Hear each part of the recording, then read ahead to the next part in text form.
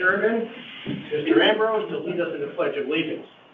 Pledge allegiance to the flag of the United States of America and to the republic for which it stands, one nation, under God, indivisible, with liberty and justice for all. Thank you, sir. Commissioner, if we could just stay standing for a moment. Yeah. And I'd like to take a moment of personal privilege to honor and take a moment of silence for Father Charles Allen, who has contributed to this community greatly and also provided chaplain services for both the police department and the fire department for the years. Father Allen passed away last night. I'd like to take a moment of silence for him.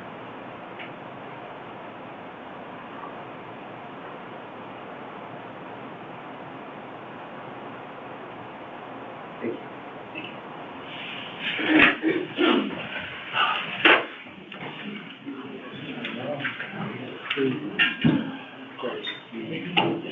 Thank you for that, Chief. Father Allen did some wonderful things for our departments, our town, and our religious community over many, many decades. He's a very fine man, and he will be missed by all. Before we move on, I did want to take a moment of privilege myself, and I'd like to thank Peter Ambrose for his service as our chairman for the past 12 months. He's done a wonderful job at leading the board, interacting with the department, supporting the department in our town, and it has been a pleasure working next to you, learning from you, and it's been an honor. Thank you. It's been my honor to have served in that capacity. Thank you so much.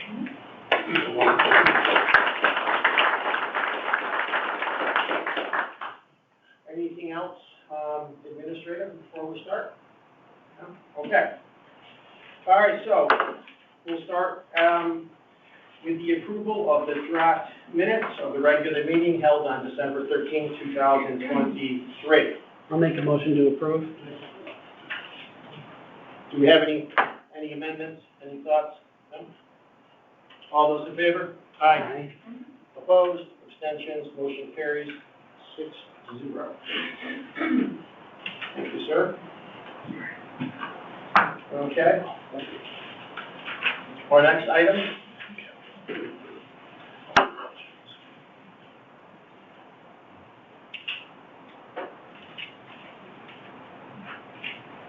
Yes, we have 3 officers that are about to finish their probationary period, Officer Oberon, Officer Lowy, and Officer Migliaro. All 3 are transfers that were appointed by this commission. There's no action needed on part of the commission, but I just wanted to make you aware that they'll all become probationary status by the end of the month. Thank you very much, and congratulations to the 3 officers coming off probation for their hard work and dedication to our town and our department. We really appreciate it. And I'd like to also thank the board because, you know, I don't have the exact number at hand, but over the last 2 to 3 years, we have hired, you know, an extraordinary amount of officers. The most I can remember in history over a short period of time like that.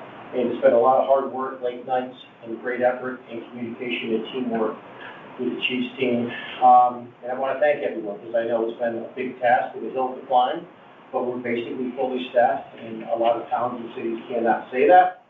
We're very happy and proud that we're able to help you folks out. That number's 33, by the way. But who's counting? Is it? Yeah. Yes, as Peter just reminded me, with very talented, you know, young women and men who have joined our force, you know, both from school or their previous backgrounds or transferred from other departments, and we've been very fortunate. And that is a result of the fact that we have a great department with a couple of our chiefs in the audience, right? You guys have done a great job and built the foundation of success, and people want to be officers in Fairfield. All right. So our next item on the agenda will be to promulgate the promotions list. And is there any action required as far as reading it, or is it just in front of us for reading? You have that in your backups. We do, so you should all have it in front of you. We recently used Resource Management Associates to conduct our promotional exams for the position of sergeant, lieutenant, and detective. The promotional list came out, as you see in front of you. I think we can just indicate that for the record, that this is in the backups, and that will be put into the record on the minutes for the record. Okay. So if a motion is made to accept the promotional, promulgate the list as stated in the backups. On the list, are there any comments, questions by any board member? I'll make a motion to accept. Second. Motion's been made and seconded. All those in favor? Aye. Opposed? Abstentions? Motion carries 6-0. Thank you. And congratulations to all the folks on the list who are moving up inside the department. Okay.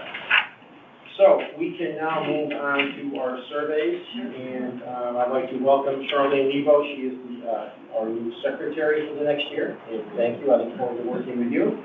And if you would like to go ahead and start reading through the surveys, we can move ahead forward. Survey number 1, location, South Pine Creek Road between Plasko Place. Nature of request. Request no parking here to corner sign, Pine Creek Road at Plasko Place in front of Hair Salon. Cars making a right turn into South Pine Creek Road from Plasko Place are forced into a blind turn, often send them into oncoming southbound lane to get illegal parkers at the corner. Even making a left is difficult as the illegal parkers block the view of the cars coming south. By Home Quality Musical, recommendation, install no parking here to corner sign on South Pine Creek Road near Plasko Place, 25 feet from intersection on the same side as the hair salon. Thank you. Is there anyone here to speak to this particular traffic item? I submitted it. Yes, sir. Do you have any comments? Well, it's just, If you do, please come up and, if you would, identify yourself and your address, and I'll thank you for being here. Yeah. My name is Paul Musico, 24 Bridget Lane, Fairfield. Basically, I drive up and down South Pine Creek Road 10 times a day, because I live very often. The intersection that we're talking about usually has cars parked beyond even the telephone pole that's on the corner. They're sticking out into Plasko Place. And most of the time, they're SUVs or large vehicles, so you really can't see traffic coming down South Pine Creek. And if you have to make the right turn, oftentimes you're forced into the oncoming lane coming southbound because of trying to get around these large vehicles. But they are not just parked close to the corner. Oftentimes they're parked beyond the corner. So, and it's people parking, I'm sure, for the hair salon, but they don't want to walk. So they just take advantage of it, and there's no sign there, and there's a law that says you can't park there, but people aren't thinking of that. Thank you, sir. Any comments from the department on this request? Comments from the board? Yes, sir. we're gonna enforce it, right? Parking tickets? Yeah. Anything else?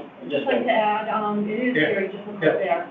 And I know if you go into the hair salon trying to get out of the hair salon parking, the whole situation is very, very difficult. Thank you for doing that. Mr. Stone? Yeah, when we did the survey, it was instantly obvious that this was a good suggestion, and there was no discussion or argument from anybody that it should just go forward. So I would support, and I would move that we accept it. Thank you, sir. Any further comments from the board? I'd just say, it's not legal to park that close to an intersection anyway, so I'll make a motion to approve. All right, Mr. Stone, you want to second that? I thought I made a motion with that. Well, did you? I didn't hear it. Oh, sorry. Okay. All those in favor? Aye. Opposed? Yeah. Abstentions? Carries 6-0. Sorry about that, I didn't hear that, Mr. Stone. All right, traffic survey number 2. Location, Swanson Road at between Cedar Road. Nature of request, add a yield sign to the northwest corner of Swanson Road at the Cedar Road triangle for southbound traffic, turning right onto Cedar Road. By whom? William Hurley, our town engineer. Recommendation, install yield sign on Cedar Road at the intersection of Bronte Road on the westbound side of the roadway. Comments from the department or Mr. Hurley, who I don't see? Oh, you are, sorry, I did that. Yeah. Please come on up. I did not see you back here, my apologies. Welcome. Hi. So yeah, this is actually a proposal by Bill. Just want to add a yield sign at the triangle of Bronson and Cedar because the traffic is ongoing. It's just for technically cautionary reasons so that, there's some kind of a discipline with the traffic. They're just, because there's no stop sign at this point, so we just want to add a yield sign so the traffic coming is kind of slowing down because there is no stop sign. This is the reason, that's why, because there is no control at this point on that intersection. Thanks. Mr. Young? Yeah, I just add that this item we discussed last month, we tried to slip it onto the agenda, but we're told that we couldn't do it because it hadn't been approved. But the discussion at that point was all in favor of doing it, so I support it again. Thank you. Any other comments? I will support this. It's another very difficult situation. I usually ride my bike in that section of town, and I just, I was going to bring it to the big commission myself. So I'm glad to be forward. Excellent. Do we have a motion to approve? I move to approve. Second. Mr. Ambrose, Mr. Stone. All those in favor? Aye. Opposed? Abstentions? Carries 6-0. Survey number 3. Location, Lakeview Drive at between Glenridge Road and Taymor Drive. Nature of request white edge lines and a double line at the curb to assist traffic staying in their lane. The curb is blind and there are no sidewalks. By whom? Susan McGrady. Recommendation, install double yellow center line and white painted edge lines on both sides of the roadway on Lakeview Drive from Taymor Drive to number 376 Lakeview Drive. Thank you. Comments on this traffic survey item? From the board? Motion to approve? Second. Klein, Mrs. Lebo. All those in favor? Aye. Opposed? Abstentions? 6-0 approval. Number 4. Location, Park Avenue Ave between WSHU Building and Crosswalk. Nature of the request, requesting the approval for the installation of high-intensity activated crosswalk, HAWK, signal on both sides of the road. The existing signal lights for this crossroad are antiquated. The operation process has pedestrians not utilizing the sign activation button and crossing through the crosswalk. Seeing a pedestrian in the crosswalk, some vehicles stop and some continue with the green traffic signal, endangering the pedestrian. Vehicle and pedestrian traffic are heavy in the section of parking lots. Yeah. By whom? Ed Green. Recommendation, investigate further the possibilities of installation of a clock system, however, system is costly. Interim, install, add pedestrian signage and pavement markings to the road in accordance with the MUTCD pedestrian crossing signage needed at crosswalk across from the WSHU, along with a sharp tooth pavement marking. Install stop here pedestrian sign R1-5C at distance in accordance with the MUTCD. Thank you. I know, it's a long one. All right, do we have a presentation from the department on this particular matter? Any thoughts or support or comments?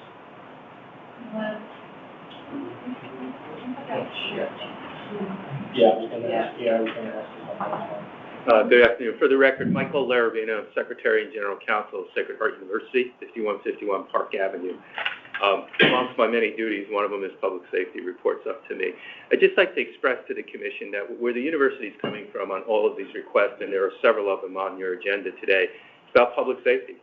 I mean, you look at our growth, and everyone's aware of what that is. There are over 10,000 pedestrians walking on that campus at any one particular point in time. I look at it, and I'm very concerned.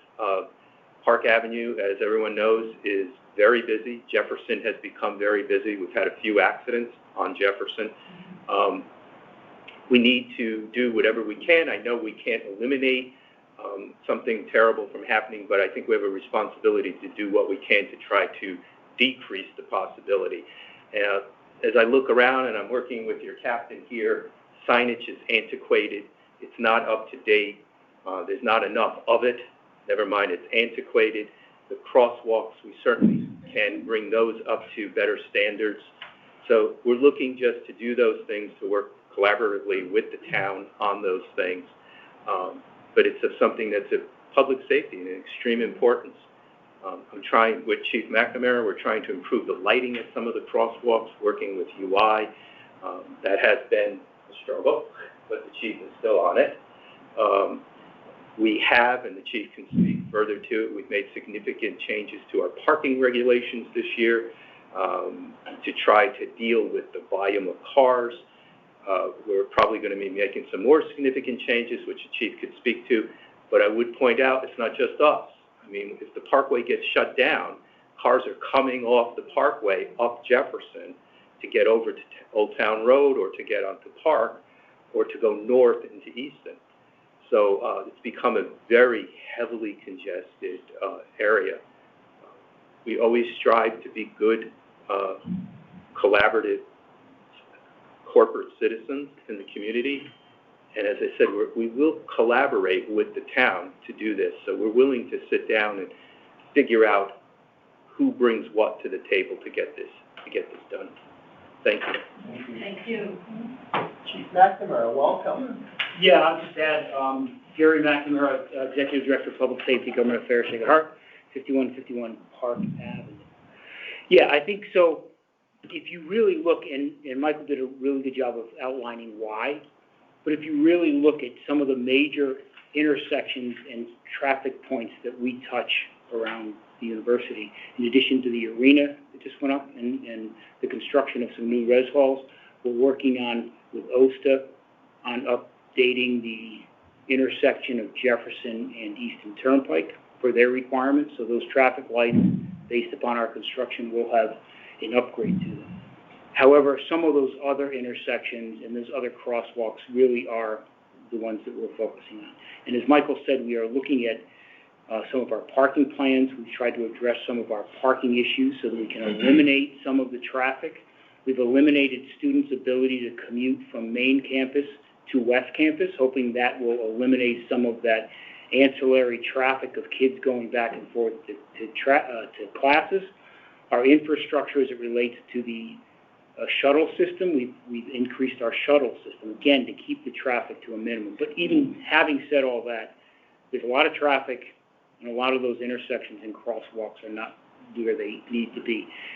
Michael mentioned about the collaboration. There's a couple things to keep in mind. There's a couple other intersections that we're going to ask to have some evaluation, and I know Captain Arizari and the chief's aware of like some of those ongoing discussions we're having. Some of these steps are intermittent. So the shark tooth, the painting in the lines is an improvement. However, we understand and recognize, we're working with the department and with Bridgeport and others, that there's going to be some financial impact. So collectively, we're going to have to get together and look at some of those major upgrades in infrastructure. The Hawk system is a costly item. Obviously, we can't avoid that. It's a good system. We believe it's a good system. We've gone down to Stanford to review what they have them in Stanford. It's costly, but again, that collaboration, maybe some state funding, maybe some funding else where we can kind of work on it. So these are intermittent requests. The Hawk system, obviously, is just to get it on your radar, because I don't think there's one in the town of Fairfield yet. So I appreciate that. Chief, define costly. Define costly. I can't. You don't know what it is? No, I don't. I think no, I don't. I don't have the accurate number of what it would cost. Ballpark? I want to say, over 50, over 90, over 100? This intersection, I think we have discussed this is not post-year capital plan, for the traffic signal replacement. Sure. So I think the full traffic signal replacement itself is $650,000, around that, full one. But if you are just updating the traffic signal for the Hawk system, that is not, that should be under $100,000, I would say. I don't have exact number for it, because it depends on a lot of factors, like if you are, just changing the poles, or you're changing the heads of the traffic signals, or how you are thinking, you're making three signalized intersection, because right now it's just one way, not all the sections where the pedestrians can cross. So these are the factors that are analyzed while you are just adding that high intensity. It's like a flashing light that you are adding onto your traffic signal. So those are the factors that we actually are studying with our consultants, and Sacred Heart University is in the loop as well, and to study this intersection for Hawk.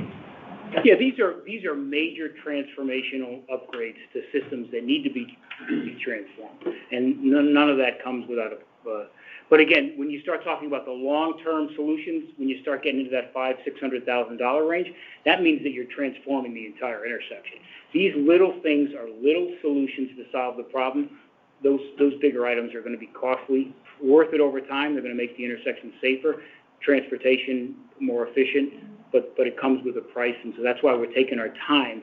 We're not asking you to approve the Hawk system right away. We're just saying get it on the radar that there's going to be some substantial discussion on how we're going to make that entire intersection, Park Avenue, Jefferson Street, all those surrounding areas much better for everybody. So I have a couple of questions. Did you have a comment? I just had a comment and a question more for Mega, just to clarify what she was saying. And it's my understanding what you're saying is that the infrastructure, the mast arms that are currently in place, could potentially be used to house the new Hawk system, and all you would need to do is replace the heads of the light signals, correct? Yes. Which could reduce the overall cost of the project. This one, Park Avenue, this one is in the current replacement capital plan of the full signal has to be replaced. So this is why when the signal has to be replaced, we will add the Hawk system. There's another location I have to check, which just needs the Hawk to be installed on the traffic signals, and this is where it comes, where it's not that much of cost involved. It's just that you are just changing the head, or you are synchronizing it with the pedestrian push buttons, because where pedestrian pushes a button to turn it into red, the signals, then it has to be the same procedure as we are doing with RFCs or any other pedestrian push button signal. So there are two aspects to see it, full replacement or just how much we are looking to change the existing signal to synchronize with the Hawk system, which shouldn't be that costly. It should be around maybe $50,000 or maybe less than that. So it depends what upgrades we are looking for. So that we can study the upgrades, that what is involved, and that we are working with a consultant at this point. Thank you. Answers your question? Yeah. Couple for me, and I'm not sure who is going to, as far as whether it's the current stuff or the bigger picture, longer term stuff, should we start the process to look at some grant money, whether it's federal money or state money, or has that already been done, and what might that look like if it's possible? Yeah, so MetroCog is working with Sacred Heart University. I think today they had sent all the breakdown of all the improvements at various intersections. This is one of the intersections also included. We had a meeting with MetroCog 2 months ago. MetroCog was there, Sacred Heart University was there, a lot of state representatives. were involved to discuss, and Bridgeport, City of Bridgeport is also involved in this. So we had a meeting to discuss the improvements along this corridor, Park Avenue, Sacred Heart.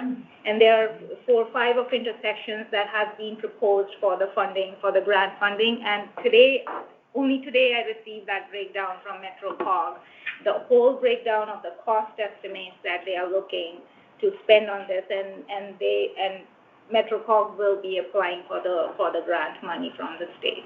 So it's possible. It is possible for this one, and this is also in our first year of capital plan, which we got the ARPA grant funding. Town of Fairfield did receive in 2020 for traffic signal upgrades. We have 15 intersections, 15 traffic signals that require replacements and upgrades and repairs with controllers, with pedestrian push buttons.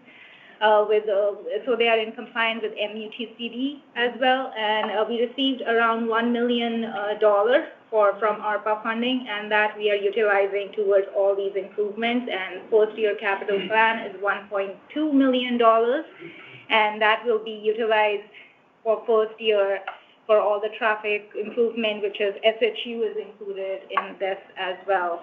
This intersection is included in this well, and our consultants proposed on this intersection. Yeah. And I know we have a lot to do, but I do have one more question. Yeah. Kind of a big picture question. I've heard Bridgeport and I've heard collaboration quite a bit during these presentations. As the university continues to migrate eastward, whether it's student housing or even possibly something larger, should that be the case, how are we connecting with Bridgeport on some of these matters as we border? I mean, are we absorbing a fair amount, or are they absorbing a fair amount of some of the expense and responsibility of work, or is there more falling on us? How's that collaboration, how's it going? Scott share money, where we both, the town and cities are looking always for the grant money. Sometimes Bridgeport does get grant money, and this is where we ask them to share the cost where the borderline is with the town of Fairfield, and they are willing to share the cost with us, specifically for Park Avenue improvement. We do have meetings with them to share the cost. And this intersection comes into play. We go to Bridgeport, and I think today there was an email chain also going on with Sacred Heart University to ask the permission from Bridgeport to install a smart system on these traffic signals. So yes, so when Bridgeport and town of Fairfield both are involved, because they both like this radio station where both the borders are, we collaborate with Bridgeport in terms of cost share, who gets the grant. If City of Bridgeport gets the grant, cost share comes into play, and we ask for the cost share. Or when we apply for grants, we always bring in Bridgeport as well into that to support the grant. So this is how we are collaborating as of now. And MetroCog is collaborating with both of us to apply for the grant. Okay, thank you. All right. Commissioner, can I just add something with regards to collaboration? So Yeah. I know it was mentioned. So we met with MetroCog. I mean, Captain Arizari was at the meeting, and as well as some of the local politicians, and Bridgeport was there as well. That was the first step of really analyzing this long-term federal funding, state funding, town funding, because there's some intersections that are already on the plan for upgrade, so there might be some funding from the town. Obviously, in the past, Sacred Heart University has contributed funding for several projects. I'm not saying that's going to happen here, but obviously we're part of a partnership. Frankly, it's a lot easier to go to Fairfield, to start in Fairfield, because of the acceptance, the relationships, and it's a lot easier. Bridgeport's a larger municipality, the processes there are, and they're dealing with other challenges. They are willing partners, but obviously we know that if your commission endorses, or at least endorses concepts, then it's a lot easier to get Bridgeport on board. So we can kind of get them on board. This is how you're thinking. Obviously, though, it has to be a collaboration so that everybody agrees. I don't think that will be a problem moving forward. Who's going to pay for it? Who's going to pony up their share of it? I don't know. That's always a challenge wherever we're at. But I think that the collaboration is really going to be Yeah, it's the partnership. Yeah, exactly. Yeah. Thinking forward. Okay, thank you. I just have one quick question. Who is doing the engineering study for this proposal? Is it Sacred Heart? Are you guys hiring a traffic consultant, or is our engineering department looking at this through the MetroCog and through the engineering department, because we are anticipating the grant level. So we are also looking with AKRF for this intersections, specifically for traffic signals, because ARPA grant for the upgrade of all the 15 intersections, and this traffic signal is part of that plan. So we are looking to particularly to the traffic signal intersections for the Sacred Heart.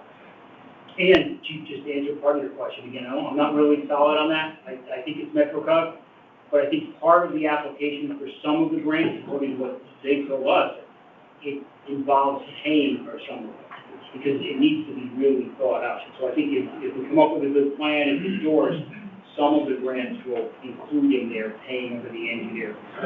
Yes. That's And that's- kind of where I'm going. Okay, thank you. All right, we have, any other comments from the board, Mr. Miller? Well, in light of all that we've heard, I think, one of the things, and listening to the chief, is that, instead of, making any approvals today, that maybe we make a motion to endorse the concept of the improvement, at the intersection moving forward, but that obviously we can't approve the Hawk system or anything. There's a lot more information that we need. So, I would say that we would, approve the concept and request that they continue to move forward with it, but, withhold any approvals on the Hawk system at this point until we get more information. Mr. Chairman, may I be heard? Summary of the recommendation. May I be heard? Yes, please, come on, Stacey. Sorry. I understand there's a lot of large things that we're putting on your radar screen today, and that was really our point, but I would request that the commission approve the new signage. It's inexpensive. Look, the university will buy it. We just need permission to put it up, and the captain and I already looked at better signs and what they look like. We're just talking about very simple, no turn on red, yield to pedestrian. I would request that you consider that today. The larger stuff, of course, is more complicated, but I really feel we need to bring drivers' attention to the pedestrians that are there, and that signage there now just doesn't do it. I don't know if the captain could add anything to that, but we could put simple stuff up. I would amend that then. So why don't I make a first motion to make a motion that we approve the upgrades to the signage as requested by Sacred Heart University at their expense with the approval of Captain Irizarry and the installation by the town. That sound good? So I guess what I'm asking you, Jamie, is the language that's in here, does it already accomplish what you're asking to do? Yes. I think that there may be more That's signage that they want than addressed in here, and instead of having to come back every month for this sign, that sign, and another sign, if we can package it in and say that Captain Irizarry works with Sacred Heart University, and if Captain Irizarry is authorized to approve the replacement of these signs at the cost of Sacred Heart University, then he will have them installed. And that way it can expedite the process in case there's a dozen signs that they want replaced that we may not replace, but if they're gonna pay for it, we can go ahead and do it. As long as Captain Irizarry is the ultimate backstop, unless it's... Mr. Ambrose and Shirley. Well, the remainder of the recommendation should stay intact, because it says investigate further the possibility of the installation. So I'm fine with that. But I'll add that to the end, investigate further the installation of the That's Hawk fine. system. All right, so, Mr. Miller, Do do you you want to... get that? Okay. Yes, Charlene had a comment, yes, sorry. because it says investigate further the possibility of installing the Hawk system. Yeah, I added it to the end. And then it has at the bottom the signage that they want. So I'm not clear on that. So what do you The add? whole thing is that I this just wanna is- know what you're adding. this is specifying a specific sign. Right. This motion that I'm making would allow Sacred Heart to work with the captain to decide which signs they'd like to pay for replacing, so that they don't have to come here every month requesting this sign, that sign, and the other sign. They could do them all at once with Captain Irizarry's concurrence with them, and then the town would install them for the university. Okay, so if that's the intent of your motion, why don't you, could we please capture that as an add-on sentence to what we have without removing anything? Can you put it to a sentence as an amendment, please? Just recorded. Oh, you got I'll it? transcribe it. Okay. Oh, okay. So, Yeah. in a nutshell, just to nutshell it again, it's the motion to approve, that Captain Arizari work with Sacred Heart University to,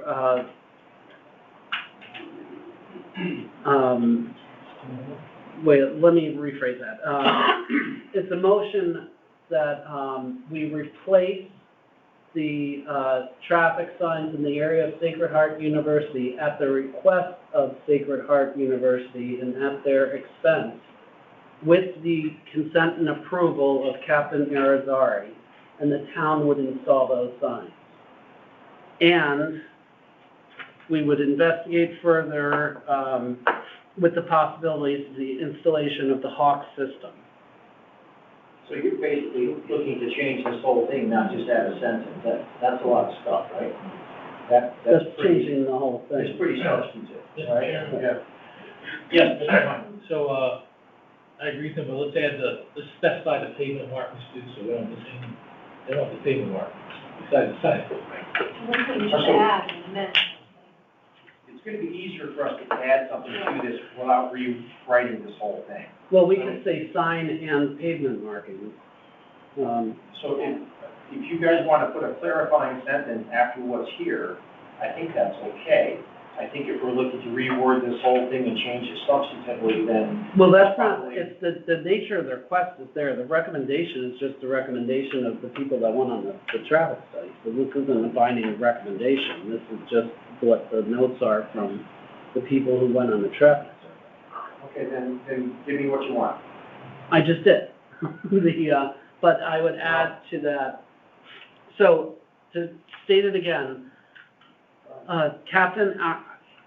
Sacred Heart University will recommend the signage around the campus on our roads that they wish to have replaced and street markings at their expense to be reviewed by Captain Arizari and approved by Captain Arizari. And we would investigate further the possibilities of the installation of the Hawk system. I think this is just going to make it a lot easier than to have them come for this stripe, this sign, that sign. There's a lot of signs up there. I mean, I was up there, and there's a lot of signage, a lot of street markings, and if it's a safety issue, I think instead of this will cut some of the red tape and some of the roadblocks, and I have full confidence in the captain to, in his judgment on these things. Mr. Pine, you have a comment? No, I just want to add the street pavement markings. That are specified here. And, maybe have, the chief sign off on Captain Arizari, since he is the commanding officer of the whole department, so. Captain Arizari would approve it, the chief would sign off. You know, so we have an extra layer. Isn't that normally how you do it, or? Yeah. Actually, yeah. Yeah. Chief McNamara. Could I just add one thing? Yes. You say replace and install as needed, because we know that there are signs that we requested that are not in existence yet. So again, the Okay. is just to add the fact. I can add that Replace and install as needed. Concurrence and approval of Is- Captain Arizari. Yeah, but it all goes through Captain. Did you guys have comments on the amendment? Any comments on the amendment only from the audience? All right, from the board, on the amendment? All those in favor? Aye. Aye. I Okay, just need a second for that. Second. Thank you. thank you. All right, so the item is before us as amended. Any final comments on the item as amended before us? The request.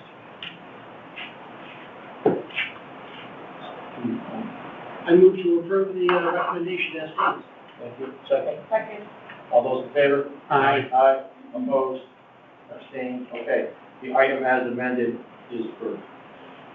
Item number 5. Location, Jefferson Street at between 561 Jefferson Street and Park Avenue. Nature of the request, requesting approval for edge line painting on both sides of the road on Jefferson Street, between the Jefferson Street commuter lot and Park Avenue. This will serve as an initial traffic calming measure, create a shoulder on both sides of the roadway. I am Captain Hector Irizarry. Recommendation, install white painted edge lines on Jefferson Street, entire length, both sides of the street, keep minimum 10.5 feet to 11 feet lane width. Comments from the department or the university on this? Comments from the commission on request number Motion to approve. 4? You have something to say? Okay, all those in favor? Aye. Aye. Opposed? Abstentions? Motion carries 6-0. Yes, ma'am? Okay. Location, Jefferson Street at between east of Daniels Drive crosswalk, markings and yield signs. Nature of the request, requesting LTA approval for yield lines and yield here pedestrian signs pursuant to section 3B18 of the MUTC on Jefferson Street, east of Daniels Drive on both east and west lanes to increase pedestrian safety at the mid-block crosswalk. See attached printout depicting location, yield line layout, and an MUTCD pedestrian crosswalk R1-5A by Home Captain Hector Irizarry. Recommendation, install sharp tooth in roadway at crosswalk. Signage to be changed from yield here to stop here. R1-5C.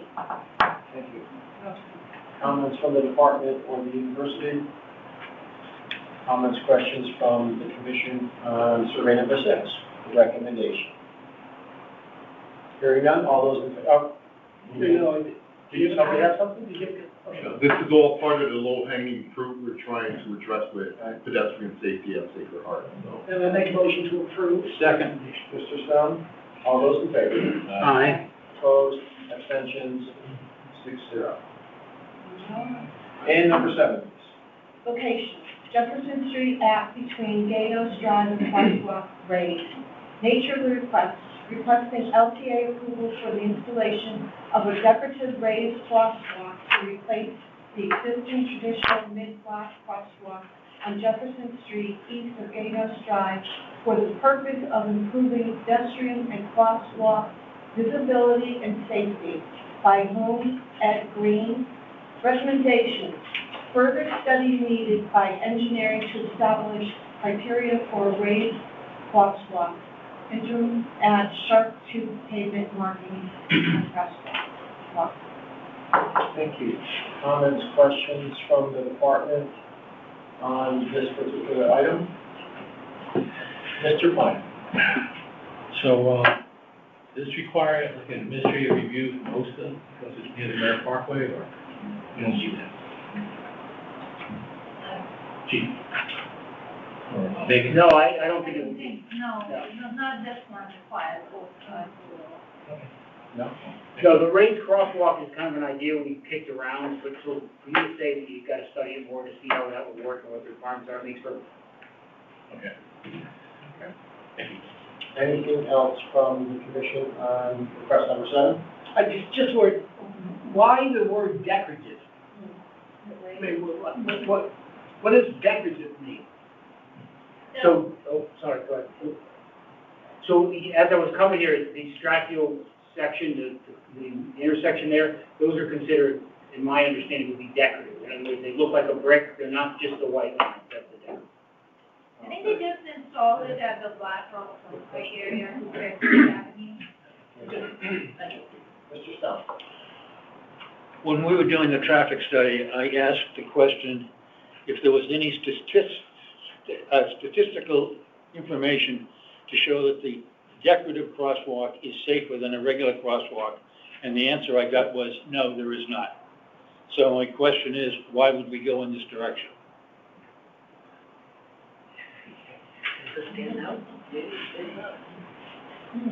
Sir, the honest answer is, it's pretty. And it stands out, and it's pretty, and if you look at everything we do, we're all about making it look nice.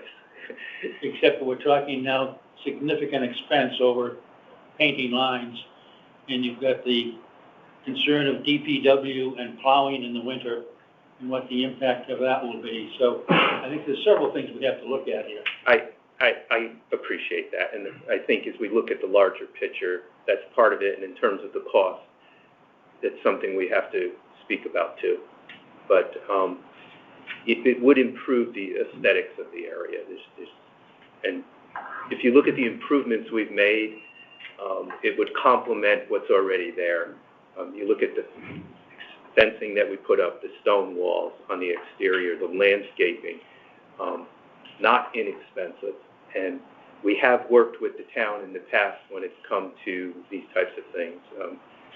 Just by information, I worked with the town and we contributed over $1 million to build a new pump house. They then came back to me and said, well, we need some of your land. So I worked with the town to give them an easement over part of our land. So I think there's a history here where we work collaboratively with the town, and we try to be good citizens. So appreciate those issues, and I think we could work on those as we look at the bigger picture. It's pretty. It looks nice. Any further questions? Do a motion to accept the recommendations as further study. I move to accept. Second, all those in favor? Aye. Opposed? Abstentions? Carries 6-0. Thank you, everyone, for all your hard work and time and attention to these very important safety matters. Chief? Thank you. All right, the next item on our agenda is to review the monthly report from the department. Open forum, questions, comments from any board member to member of the staff on the department.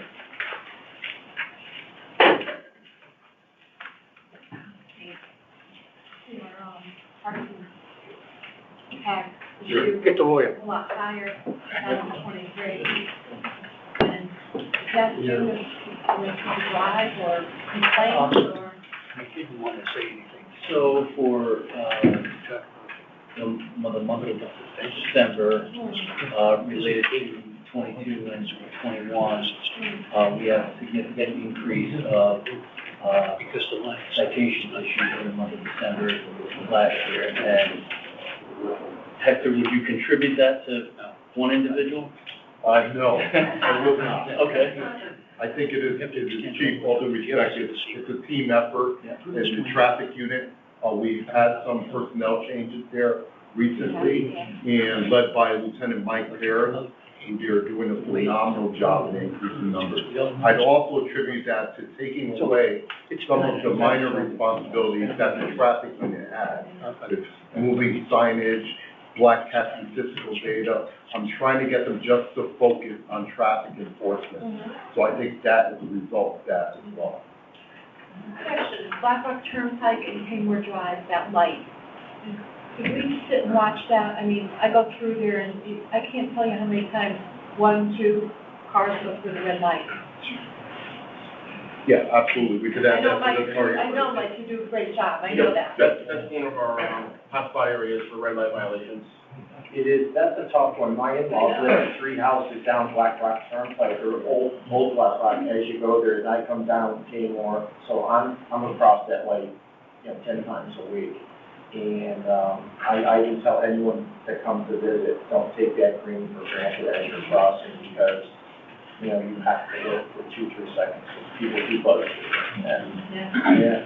I see that at every light, in every town. Well, I'm sure you do. Red light camera. Yeah, well, it's because cars are coming off the highway, they're used to doing 75, and 45 feels slow, and it's not slow. I just sort of echo what the chief said. I mean, 411 infractions versus 134 and 22. That's amazing. Great job. Yeah. Absolutely. Thank you. And thank you. Any other questions, comments on the monthly report? No? All right, so we will move on to, we have a little update on the Jackie Terrell Pavilion noise ordinance, noise variance application. Status of the employees, yeah. What did I miss? The employee person wrote for Grasser. Oh, I'm sorry. Sorry. Lieutenant Klein's going to do a quick presentation on where we are as far as overall status of the department and then kind of where we are with hiring, how many officers we have, and what vacancies we have. Thank you. I just want to comment on one thing, Mr. Chairman. I noticed your social media advertisements out there, very nice. Yeah. Requesting laterals and, police app, good job. Yeah, I saw it on LinkedIn over the weekend. Oh, good. Yeah.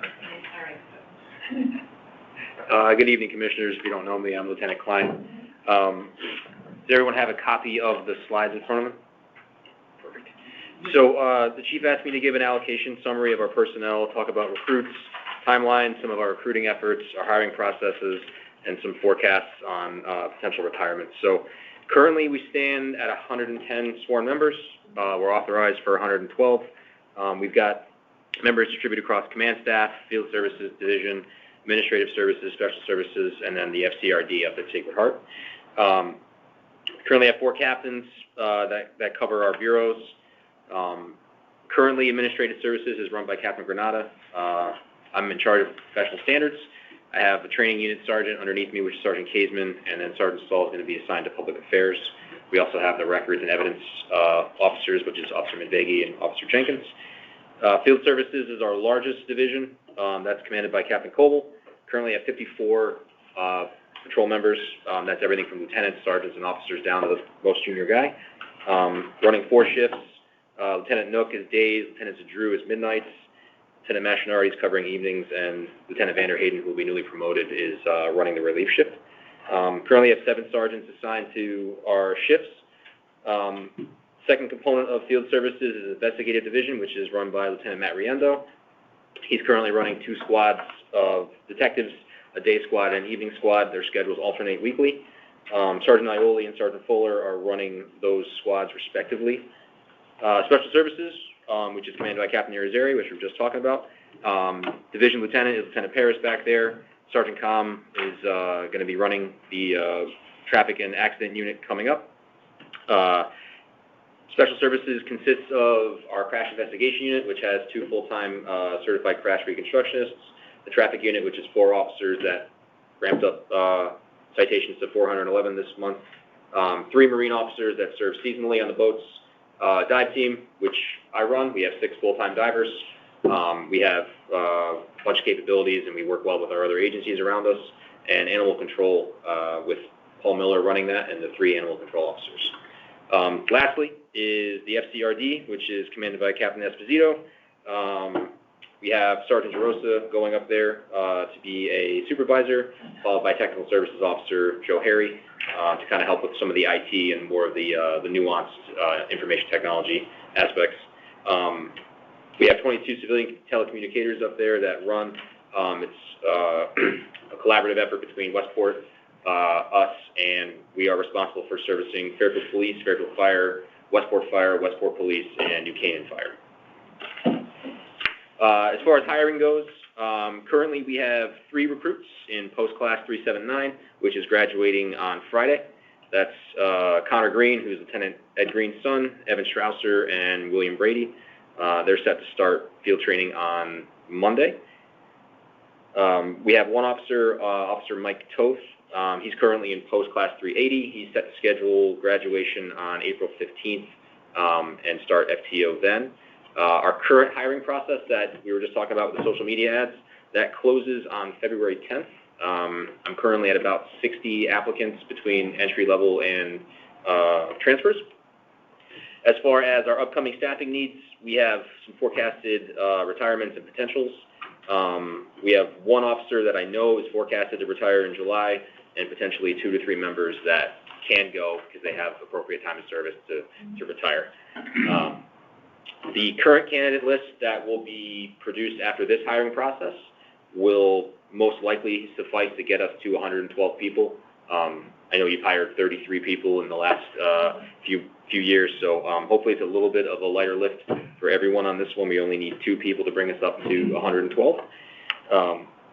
As far as our recruitment efforts, townwide notification of people that we're having a recruiting process and to utilize their networks. We get a lot of good applicants from personal reference, people that work and live in town. We also have hiring flyers that have been circulated in one publication specifically called the National Minority Update. It's a national media that targets applicants who may want to come to Connecticut or live in Connecticut that are minority applicants.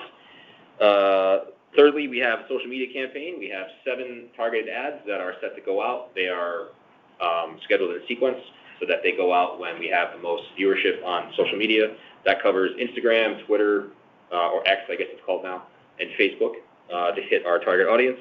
And then also Police app sends out automated emails to everyone who's registered on there to be alerted that we're hiring for our agency. So that's kind of the state of affairs currently for the police department. Is there any questions about anything? Lieutenant Klein, thank you for the nice summary. Of course. Nice job. Good work. It puts everything in perspective. Thank you very much. Questions? Where are you pulling your laterals from? We have one officer that's from West Haven. He's actually a reference from another officer, which is Guillermo, who's been outstanding so far. He's one of the officers coming off probation very soon. And then the other officer is a Georgia officer who's a Fairfield native. He moved down there for the job, currently wants to move back up to Connecticut and kind of wants to work for his hometown PD. So that's where we're at. You said you have over 60 applicants as of now? Currently, yeah, about 60 applicants. The process started on December 10th and runs to February 10th. So I'm projecting 120, hopefully, with another month to go. So we have... We'll whittle that down to 6, 8, or 10 people and... Yes, sir. Go through a similar process. Not as laborious, but similar. It won't be quite as late, You won't be here till midnight. Well, if we need 2, 3, or 4, we'll probably look at 6, or 8, or 10, or do you want to... Will we do it in smaller groups? Currently, the next academy is set in post for July. We only need to hire 2 right now, and that's notwithstanding the potential retirements and the forecasted. I know I can't hire until the vacancy exists, but just trying to be forward-thinking and having that list ready. Probably more like 3, 4, 5 once someone else happens. Yeah, potentially, yeah. Just some context to add that so we usually have a lot more applicants, so that applicant pool of 67 or whatever Lieutenant Klein stated is pretty low. However, we're hopeful that it builds up. And the other question that you had was, are we looking to get 10 people in front of you? And I think that's dependent on the quality of the candidates that come before us in that, let's call it 120 by the end of the roll call. So if we get 120 and we whittle that down to, 6 applicants, well, that's what we will put before you if they don't have any disqualifying events in their history. Thank you. Thank you. Okay. All right. Now we can move to the Jackie Terrell Pavilion noise variance application for the end of the month. Yeah, we had one for the 26th that is a proposed party that I will sign off on. We don't normally have issues with Jackie Terrell Pavilion. So are you gonna bring because there's gonna be parties there all summer long. Yeah, usually what I do is I just put them on the commission to make the commission aware that there will be a party going on that date. We usually get a notification from Parks and Rec, and that notification, they're aware of the noise variance application, and they usually put that on the person who is leasing the venue for that day. And that process, we just put a process in place, and if the person chooses or believes that there may be a noise issue, then they submit the application. What's the trigger for hiring a police officer? How many people? How many people? Jackie Durrell Pavilion, I think is 100.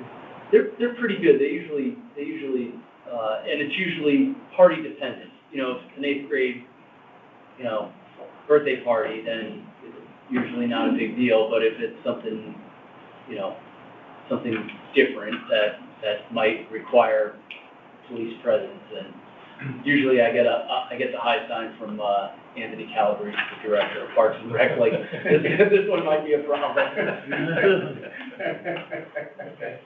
Enough said. Thank you. Any other questions on this? All right. I'd like to make a motion that we go into executive session for the next item. Second, all those in favor? Aye. Opposed? Abstentions? Okay. The board at 5:31 PM.